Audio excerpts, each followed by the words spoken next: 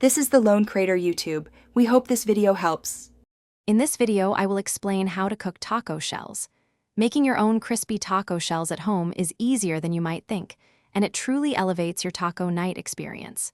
We'll explore 3 popular methods: frying for that classic crunch, baking for a lighter option, and even a quick microwave trick.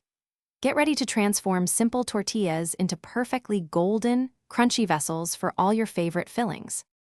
For that authentic, deep-fried crunch, you'll want to heat about 1/2 inch of vegetable or canola oil in a skillet to around 365 degrees Fahrenheit. Carefully place a corn tortilla into the hot oil, frying for a few seconds until pliable.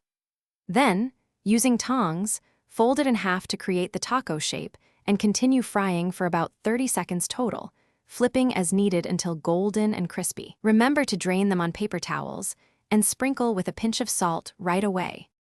If you prefer a lighter touch, baking your taco shells is a fantastic alternative.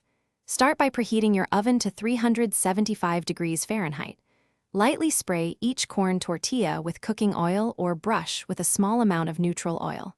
Then, drape them over 2 bars of your oven rack to form that classic U-shape.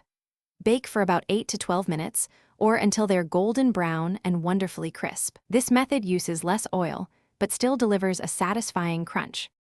Need a super quick shell? You can even make a hard taco shell in the microwave. Place 1 corn tortilla inside a mug and microwave for about 1 to 2 minutes until it's firm. For storing, keep your cooked shells in an airtight container at room temperature for 2 to 3 days to maintain crispness. If they lose some crunch, simply reheat baked shells in a 300 degree Fahrenheit oven for about 10 minutes to bring back their delightful crispiness. Thanks for watching. Consider subscribing if we helped you.